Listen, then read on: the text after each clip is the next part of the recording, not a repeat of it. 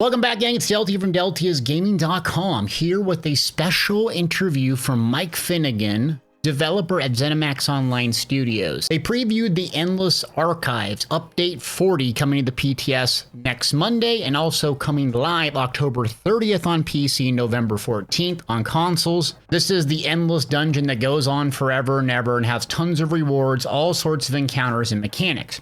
We talked post-show about this and kind of dove into some details about the Endless Archives for Elder Scrolls Online coming soon. I'm going to leave a bunch of links in the description below if you want to see the full thing in the entirety from the Bethesda perspective. This is just the uploaded interview, unedited, with Mike Finnegan. Appreciate you watching. If you get something out of this video, like, subscribe, and we got to do some updated builds with this new content coming right around the corner. See you on the PTS Monday. It's a lot bigger than I thought, and a lot more randomness to the encounters. Can you speak to that? Yeah, I mean, that was kind of the goal. We wanted to, when we talked about the inspirations for what we wanted to do this, roguelikes were big, and were a big inspiration, I should say. And so we wanted to take that and say, well, what's our spin on it for this? Not only that, we also wanted to highlight as much of the content we've developed over 9 years as possible. Now, it was a lot of work. I mean, my team has been kind of working on this for quite a while to curate the bosses and retrofitting a lot of the abilities to fit in here. It's not just, oh, I'm going to take Nazare or Molinar and then slap them into this space, and then they actually work and stuff. So once we did that, like kind of going through the process, curating these monsters, we also started to develop the tiers that you would fight these different monsters and stuff like that. So yeah, the goal was always to interject as much as possible the tagline of like no two runs are the same, and that was what we really were trying to go for, and adding all those random elements was how we were going to do that. Yeah, and the random elements, so what stuck out to me is obviously the monsters are random, and is the area random? So like when you guys were progressing, there was stairs and different mechanics. Is that like random? Yes, as random as we can make it. So it's not procedural where things would be created out of thin air and put together and stuff. Okay. But it is random in that so behind the scenes, nuts and bolts wise, there's pods that we have that are in these things, and they replicate a lot of the apocrypha biomes and stuff like that. And within these pods are a bunch of different stages, and so we'll select a pod and then select the stages that you're going to go through with that. So yes, the goal being that even if you see the same kind of looking thing, the book the book walls and all this other stuff, it's not going to look the same every time you go in there, because there's a lot of different stages within those pods that you can choose. So all of that was to service kind of this randomness, and that's exactly what, as you saw them going through, and you're like, this looks all completely random, and we're going to get different stages. That's 100% what we were going for, and that's what we were trying to do with the the aspects of like adding all of these like little discrete areas and then shuffling them together. Okay, that helps out a lot. Yeah, because I was trying to like see if there was consistencies and I couldn't figure it out. Now, people are going to want to ask about the gear sets. I know we can't go over a bunch of them, but just to clarify, make sure I don't screw this up. There's 7 gear sets, and there's one for each class, and they buff one specific skill line, like the Templar Dawn Wrath, right? Correct. Okay, are you able to use those gear sets in PvP or outside of any area? It's anything in the game. There's no stipulations on where you can use it. Some things are going to be a bit more effective in different pieces of content, as you know, with item sets. But yes, you can absolutely use those in PvP. And then one thing we didn't see, do they drop in light, medium, and heavy? They do. So they all have one visual. So the Templar armor is going to look like Templar armor whether you're in light, medium, or heavy. So it has one look to it, but they do drop in all 3 weights. Yeah, with the look, you previewed a picture early on of like cool, like glowing effects. Is that just, that's in game? What they look like? Yeah. Oh yeah. You guys are going to see that on Monday. That's actually one of the cool aspects that we were differentiating these sets with, was to add new graphical elements that people haven't really seen before. So you've seen glows on weapons, especially when we do like the, the ones you can kind of buy and they have a always unique glow on them and stuff like that. So these are going to be the first time you're going to see those on bigger item sets and stuff. Oh, that's awesome, because I love the weapons, and I'm a sucker for buying them in the Crown store. I always do. But I was like, where's the armor, the flashy armor? And as soon as I saw that, I'm like, yes, it's so flashy. I love it. It's going to be great, because I think Monday people are going to, you know, as typical on an opening PTS day, they're going to get together and they're going to compare notes. And they're going to say, oh, this is good for this and this is good for this. But then also just the visuals and the looks that you're going to have for that kind of stuff are great. Like they're another level you can kind of take it to. Okay, something kind of conceptually, I'm a big fan of VMA. I sat in there a month. Just I played Batishram probably 1,000 times. Right. And I'm curious, do people engage, from your perspective? A lot of players engage in these arenas.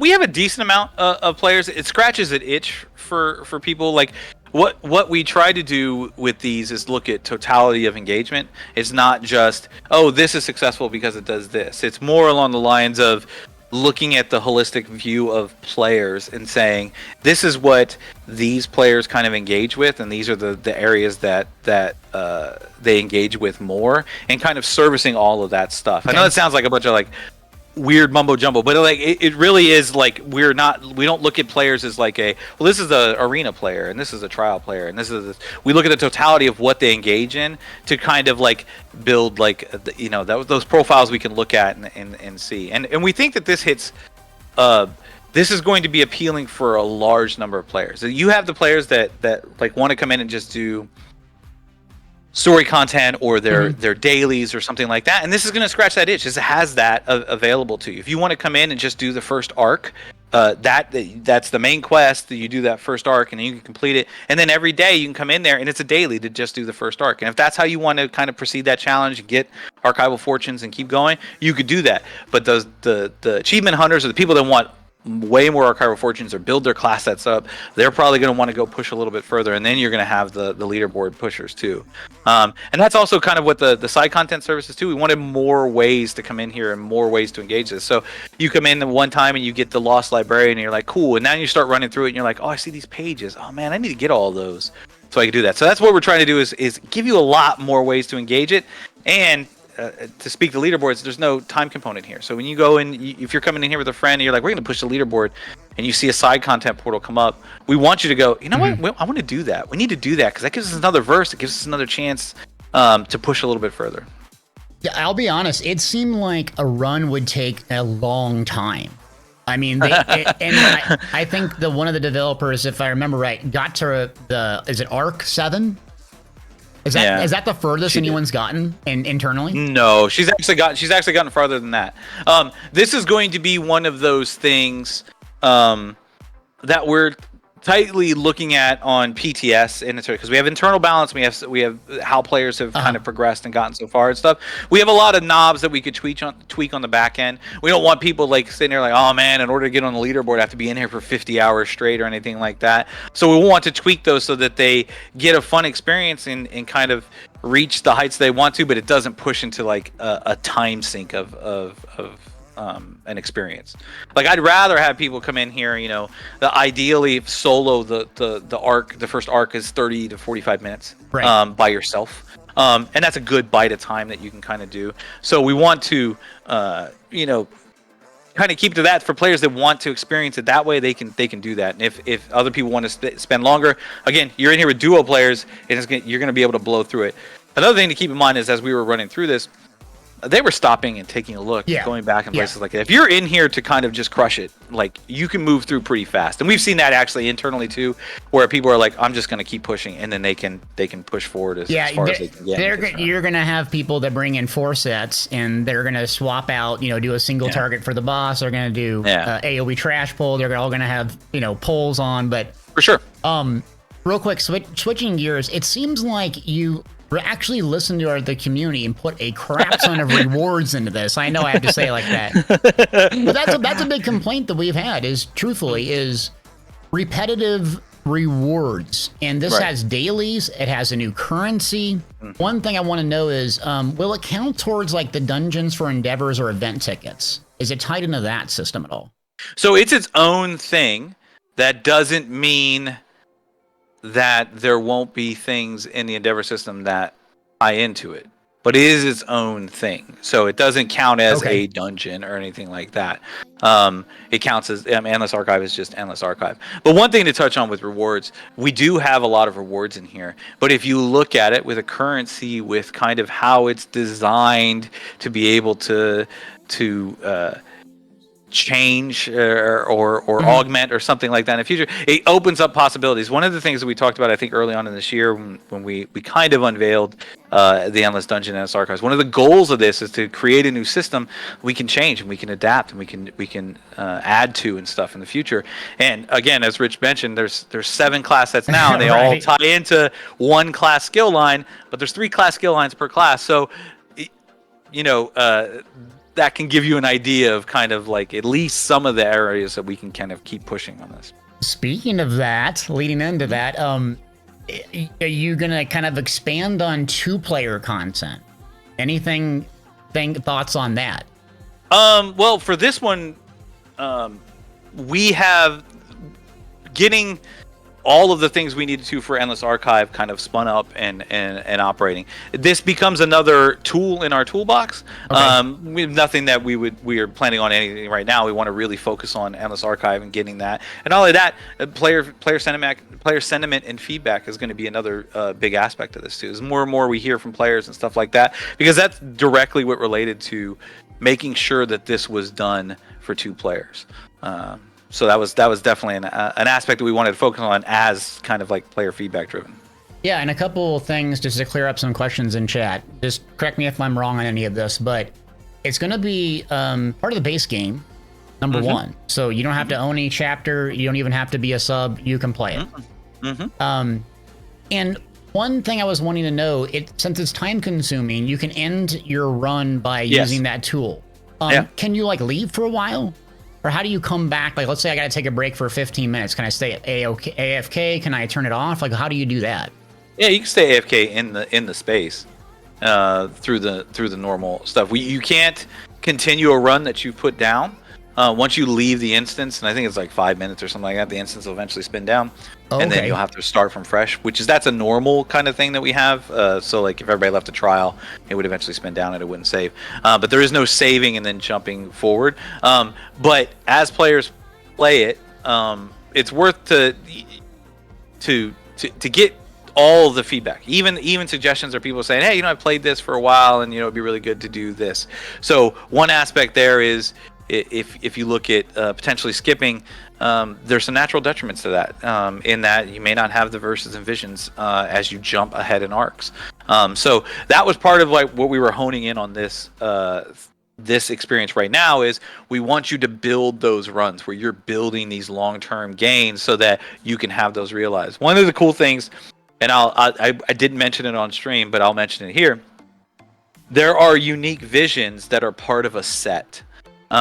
So as they come up, you'll see, like visions are the long-term buffs. So let's say you go through and you complete a cycle and you get a vision, and then there's 3 in this set. And one of the visions you get is this ice buff. Okay. And there's one for offense, defense, and utility.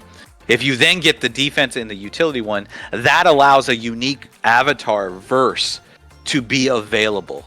So it's really cool because you can come in here and once you've gotten these sets of visions, now that avatar, and those avatars are really powerful. There's an avatar for ice, there's an avatar for an iron atronach, and then there's an avatar for a werewolf behemoth. And if you get the collection of sets, that verse pops up. And when that verse pops up, it goes crazy. So, like those verses are pretty nuts as far as like what you can do. Avatar, do you see them in the game? Like are they turn into it. You turn into it. Oh, it's kind of like the previous dungeons where you hit a synergy and you turn this. It's exactly right. Yeah. Except it's not a synergy. You just are that for the next stage.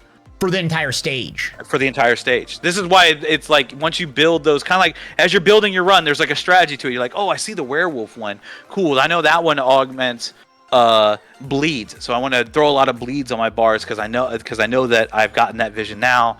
Okay, cool. Now I got the other 2. Now I'm going into whenever this pops up, and you get the the golden ticket kind of thing of like, I've gotten all 3 of these. I get the werewolf behemoth, and I'm going to fight Thoat on arc 5. Right, like that's like the golden like zone that you want to be in, because you're just gonna run roughshod all over it. So Yeah, it seems like the core mechanics really, I mean, obviously you kill stuff, AoE single target, but it's really about the buffs and try to synergize with what your build currently has and building towards that, just getting a good synergy, for lack of a better word for that. And you're going to choose different things based on if you're solo or you're duo. And like I said earlier with, if you have a tank and your tank mitigates 90+% of damage anyways, I don't know if adding extra mitigation is really going to help you, but maybe adding damage auras or damage things are going to help you. Or maybe you just want to punch somebody and a gold pile falls out. You know what I mean? So like there's all kinds of the fun little ones as well as the really strategic ones you want to use.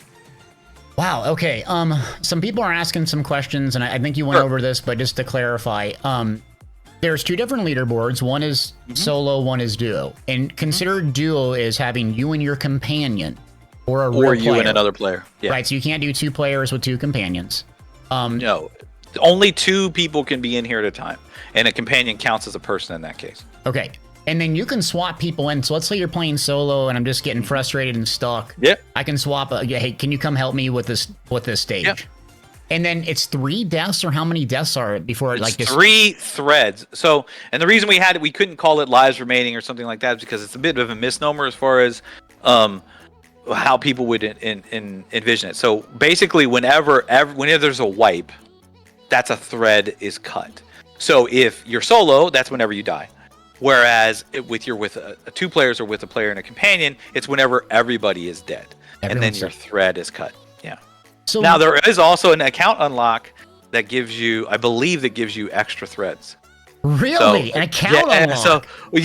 So this is where I talk about is like all the archival fortune stuff that you can go and you go take a look at the vendor, because there's some account unlocks and you have to do all of the side content of a particular one. So you would have to do all of the librarian stuff, or all of the wisp races, or all of the goat sweet roll chases, or something like that. And then once you get that achievement, then you can buy that account unlock, and that account unlock is going to give you something that permanently helps you every time you come in here. So yeah, and then it's not just that you need the currency, you actually need to do the achievements, which are a lot of the, I don't know, side content. Yeah, and it was like a mirror or something that you went into. Yeah, and it's called a portal to the unknown, and it shows up off to the side of where your normal portal is. So, and whenever you see those, and that's another thing too, is we wanted to entice players to do that. Even if you've already done, let's say you've been in here for months, and you've already done all of the side content, there's still a benefit to go in there. You go into that portal to the unknown, and you're still going to get an extra verse. You're still going to get, you know what I mean? You're still going to have that opportunity to augment your run to get a double verse into the next stage. So it's kind of worth it to always kind of go into those. Yeah, and then can different friends come and go? Like, let's say you're just, so you can be like, hey, swap you in, and then you got to, okay. And then gear. If you enter after the run is started, though, you won't be on the leaderboards, only the original person will, even if it's 2-player. Okay. But they can still come and enjoy and get the drops. Yeah, absolutely. I mean, that was part of the design that we really, really wanted, was we wanted players to come in here. Well, maybe they tackle this solo and they go, hey, you know what? I'm gonna tackle this solo, and then they get to a point and they're like, yeah, this is really tough. I need a friend, and I want to bring in a friend, and we wanted that kind of organic dynamic to be able to be a part of this. Yeah, and then you talked about the scoreboards. I would assume that score is nothing more than how far you get? Yes. And then that's exactly right. That was to open it up to a lot of other roles. Again, we talked about Maelstrom. We had a lot of people like, man, but I'm a tank, so I have to, I can't get high scores and stuff like that. And we wanted to open this up for, you decide your group of 2. You're going to bring them in here as a tank or a healer to kind of augment your run to help you get a little bit further. The solo leaderboards are going to be like Maelstrom and Vatishran. They're going to be broken out by class. Broken out much by like you would see those. Yeah, those are broken out by class, but the duo leaderboards are just groups of 2. And then leaderboard rewards, like are they weeklies? At the end of the week, you get like a gold. It is a unique weekly too. So a lot like when Maelstrom first came out, where it was always the weekly leaderboard for that activity. Now it alternates between Vatishran and Maelstrom, but this is a unique one. So it's just a 3rd weekly that you get to do, and it's always Endless Archive.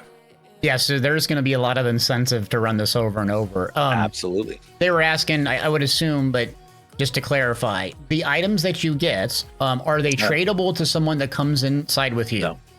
Nope. So you can't sell them, you can't trade them. Nope. Right. So you're going to have to run it. Yeah. And your archival fortunes are account bound. So you can't trade that currency either, but it persists throughout your entire account, and it's uncapped. Uncapped, persists through the entire and you said the account unlocks. That's every single character you do this on.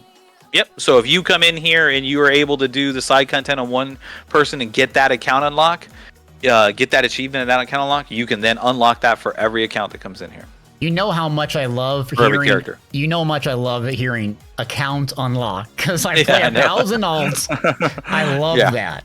Okay. Yep. How many are there? It looked like there was about 6 to 8. Is there quite a bit of those? Account unlocks? I think there's between 5. I think there's 5, but there could be more. I have to look. Yeah, okay, but five or more, or something like that. And you can see them, and they're on the page. I think we have some other stuff mixed in there for account unlocks. I think there's a deck fragment and stuff, so it kind of threw off the numbering on that. Okay, and then something kind of an odd question maybe is it seemed like the experience was pretty good in there, and I'm a grinder, so I always grind and. You know, the solo arenas, Cragorn, Skyreach, and so forth. Is it a pretty good place to like level? So, it's probably as good. I think it has the dungeon modifier, so it's probably as good as any other dungeon would be. We'll want to take a look at that. What we don't want for this is we don't want this to be the overshadowing. Hey, everybody always comes in here to level. You don't want that? We'll I want it to be enticing for players to say, hey, you know, I can do this and it's fun and I can also level, but I don't want it to be a situation of everywhere else in the world is abandoned because everybody's in Endless Archive of leveling. So we'll take a look at that and make sure that it kind of threads that needle. Yeah, okay. Threads. Like that. There you go. I was kind of trying to understand the bosses. So it sounded like you had 60 bosses. 60 plus. 60 There's more than 60, yeah. And they're from all over ESO, so it's public. Absolutely. Delve, whatever. Story bosses are really big too. There's like Mjolnir is in here. There's dragons in here. There's I think there's 3 dragons that you could potentially fight in here. There's the incarnates, if you remember those, from Mark. From one after High Owl. So. Yeah, the like the fire and the water guys and stuff like that. They look cool. The Blackwood at the end of Blackwood and stuff. They're taken from all over the place. And that was a goal too. We wanted to make sure that it's not just a dungeon and trial thing. So people coming in here, and I actually encourage players, like, you know, if people normally play like overland content or all the story content, something like that, I want them to get that moment of going up there and fighting a cycle boss and they go, oh, I remember this guy, I fought this guy. It could be a little bit more difficult than when you first fought him, but you know, it kind of like to harken back to say, oh, I remember this guy, I remember what he vaguely does and stuff. So we've augmented some of the things. We talked about that a little bit. We had to augment some of the abilities to kind of fit the space that they're in, but also to provide a challenge for 2 players and not overload them like a 4-player boss or 12-player boss would be. Yeah, and then if you're playing solo, it doesn't essentially scale down. It's just, it is what it is. So solo looked like it was going to be pretty unforgiving. Yeah, absolutely.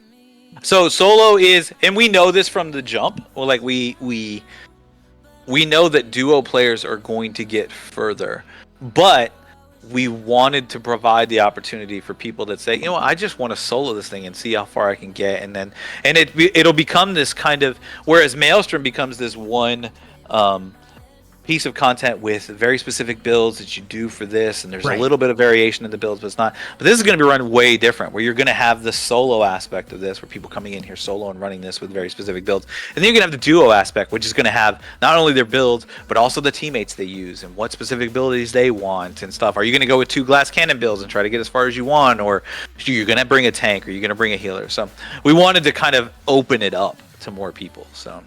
Yeah, and then as far as like side content, so I haven't played, I think you call it roguelite. Everyone was making fun of me, like, I don't know what those games are, I'm sorry, but you have a lot of mechanics. It looks like you had buffs, you had a marauder that it randomly spans, we'll talk about that. It looked like a Telvar scam that kind of ran away and, I forget. The pilfer. Yes. Then you have the splitting off into the side rooms. Yes. That's a lot of mechanics. It is a lot of mechanics. It is a lot of mechanics for sure. Yeah, and they are all random. There are some things like we talked about. You're in Arc 2. You're going to definitely get a Marauder at some point in those first 4 cycles. They don't actually appear in boss phases. And we wanted to like provide side content, but we didn't want all of the side content to only be, another portal showed up and then I'm going to go to this unique room. We wanted it to be even a Lost Librarian. He sends you back into the Endless Archive where you collect pages as you're going through those zones. So all those like those areas that you saw them running through fighting monsters and stuff, there's gonna be pages that are gonna appear and they have to collect a certain number of them and bring them back to them and stuff. So we wanted you to get into the experience and then find different ways to kind of distract you and pull you away. So the Pilfer is a good example of that, is that only appears on cycle bosses, and so you want to pay attention. And some of the cycle bosses can be pretty big and beefy and have a lot of mechanics thrown at you. So when the Pilferer shows up, you're like, oh, I definitely have to break off and then go do this. Going back to the currency, now that's to you, right? Like you can't trade the currency. And correct. And the currency is going to account bound. Right. It looked like it was Telvar, some of the rewards, similar, where there was a lot of crafting materials. There is, yes. And then there's actually a whole gold vendor in here too, with unique furnishings and stuff like that. We didn't show that, but on Monday people will be able to kind of jump. It's like a rotating, vendor and stuff. It's a rotating vendor. Yeah, it's a rotating vendor that's going to be in here as well. That one isn't. That's the standard vendor for the Endless Archive. But if you go past like the entryway to the thing, and then there's like a little path down, there's an actually rotating gold vendor that's further into. A rotating, like a golden vendor, like. Yeah. Okay. Yep. So yeah, you're gonna see that too. You're gonna see that too as you get in there. All right, we'll see it Monday. Now titles, dies. There's 2 vendors. I saw something pop up on the chat. There's 2 vendors in the index. 2 vendors? Yeah, one of them is the one for the Archive of Fortune, and one of them is a rotating gold vendor that you'll see. So. And then they're asking me about difficulty. For me, there is no difficulty between normal and veteran, but it looked like it got pretty beefy. It does get spicy. Yeah. And arcs are where we get a lot of the big jumps. Generally, if you can kind of make it through an arc, there's going to be slight incremental increases. Now, the higher you get in arcs with the big jumps, the more stage increases hurt and the more cycle increases hurt. But it does increase in difficulty between stages, cycles, and arcs, and those are at varying degrees. So stages have really, really minor increases, cycles a little bit more, and arcs have bigger jumps.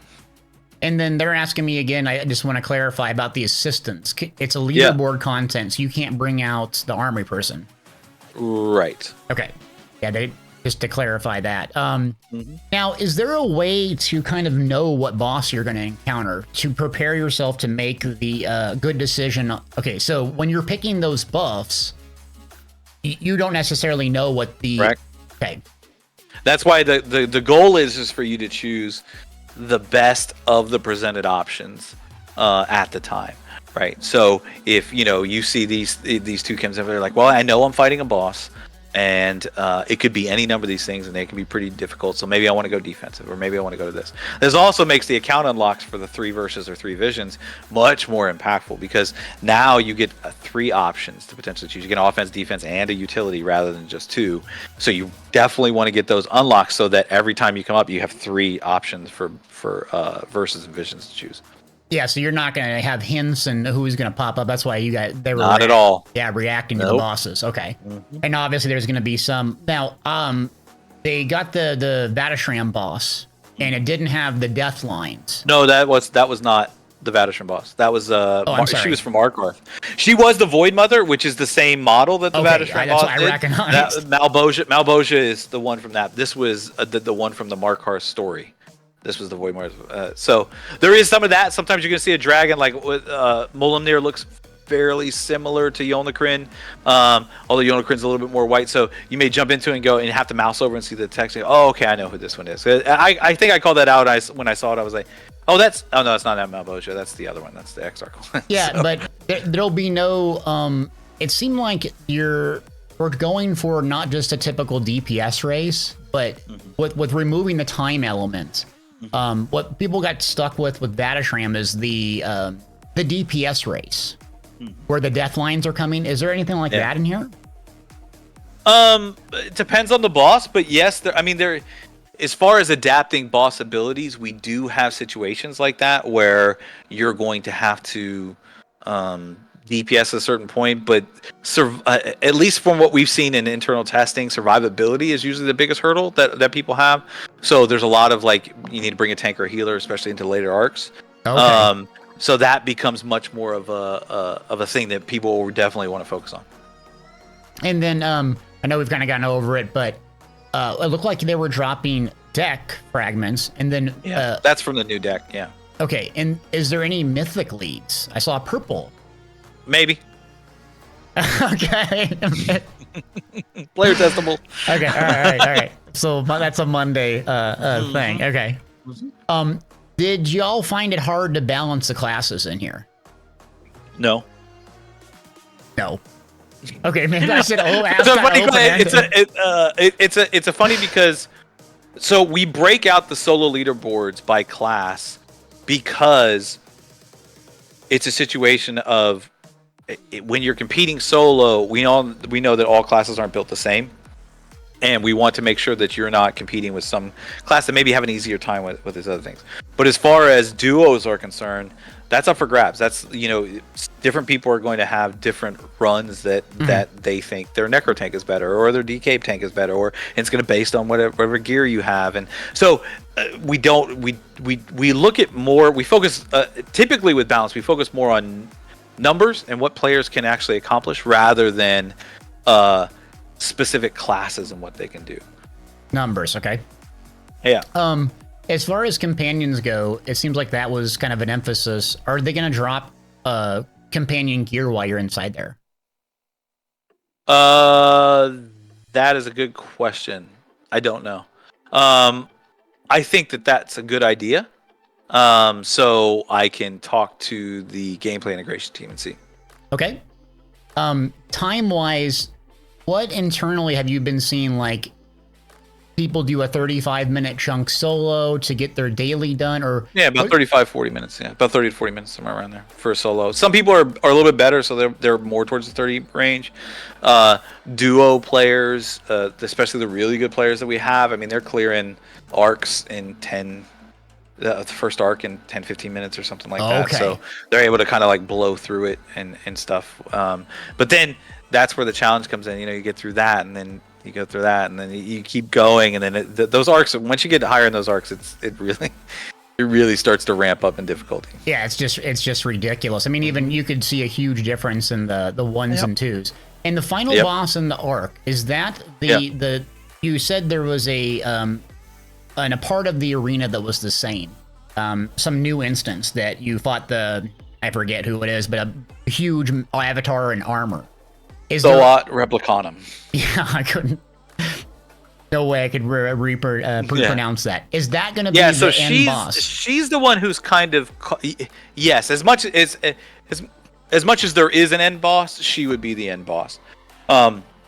She is the one causing the chaos in here. She's the one who's delving into the story. I don't want to give too much of the story away. You should play it. Master Malchus explains all of this and as you go through it and stuff. But yeah, she's the one who's causing all the chaos, and you fight her at the end of every arc. So you fight 4 cycles. Yeah, so you fight 3 stages, and then you fight a boss, and that's a cycle. You fought 5 cycles, and then at the end of the 5th cycle is Thoat, and Thoat ends an arc. Now, the good thing about Thoat is every time you fight her, she adds a different layer of difficulty to it. Her arena is going to change a little bit. She's going to have different monsters, different fragments of herself that she's going to use in these fights and stuff like that. So she is an escalating boss in and of herself. Okay. And then regarding the bosses, they're random. Can you have the same boss on the same run? Does it say, yes. Oh, we've used this boss, we're leaving it alone, or? No. So the way it works is we've broken the bosses out how we feel they match difficulty wise based on cycle. Cycle 1 bosses are easier than cycle 2 bosses, which are easier than cycle 3, which is easier than cycle 4. So cycle 4 bosses are typically the hardest. Once you get into higher arcs, that normalizes a little bit, and then we broke them out into those tiers. So you won't fight the same boss in 2 of the same cycle. So you won't fight the same boss in cycle 1 and cycle 2. But in arcs, that all gets thrown out the window, and you could fight the Dread King, for instance, in Arc 1 Cycle 1 and then Arc 2 Cycle 1. You could potentially fight them in the same thing. Again, 60 plus bosses, we don't see that a whole lot unless you're really diving deep into the arcs. Okay, got a few more questions. I know your time's precious, and I appreciate you being so open and talking. What's your favorite thing about it? Oh, man.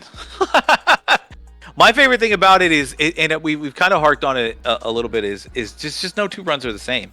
And it's just, I understand that, seeing kind of developers go through and play this and kind of drive it, and it can wane a little bit, and you're like, oh, okay, I kind of get the gist and stuff like that. But playing it is a different experience, and not knowing what you're going to get and what buffs you're going to get and what verses and visions you can choose and when the different side content's going to come up and reading all the stories. So it's like the randomness and the no two runs are the same are the big winners for me there.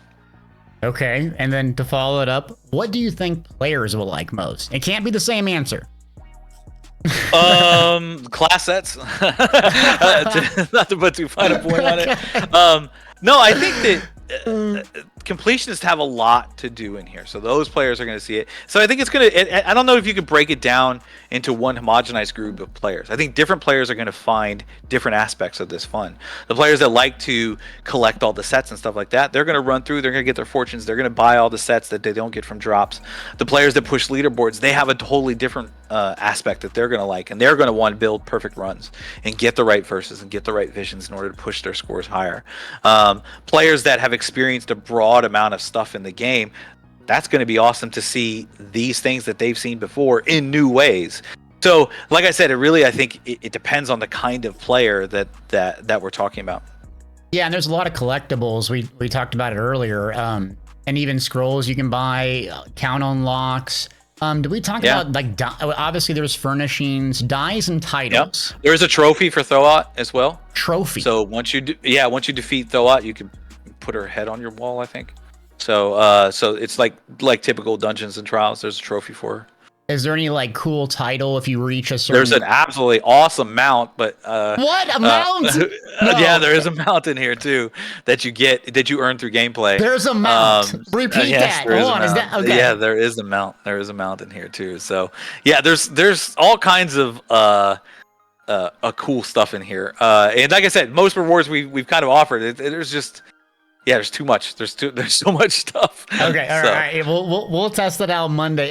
Final question for me is this going to be something that you expand on in the future? This 2-player roguelite type of gameplay. So this piece of content was built for that. What we wanted to build was something that was expandable, that we could add to, that we could change.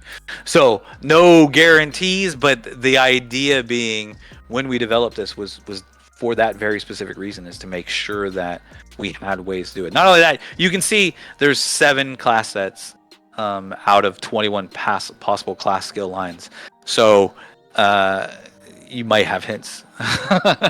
Okay, so we're possibly could be expanding on this system along with the gear sets. And they look amazing, so we'll have to test them out Monday. Anything you want the community to know before we wrap up? Your feedback is crucial to making this kind of a success. So by all means, jump in on Monday, play this, mess around with everything from not just the Endless Archive, but also like the group finder, the crafting station, Grandmaster crafting stations, jewelry craft. Give us all the feedback you could possibly have, because we want to push this out, and we want this to be a fun experience for a wide number of players. So absolutely play it and give us as much feedback as you can.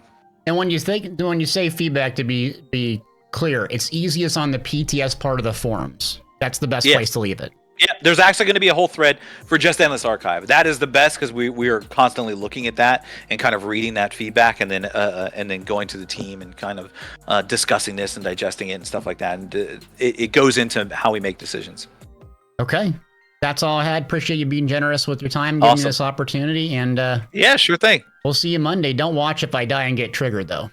Okay, I won't. All right, bye-bye. That's a video. Hope you got something out of this. Really looking forward to this content. A lot of things to grind out, do, and change. And the builds will probably change a bit uniquely for this content, so we'll see how it plays out. Watch me on twitch.tv/Deltiasgaming, where I'll be streaming this live on the public test server, as well as checking out the website, Deltiasgaming.com, for all of your builds.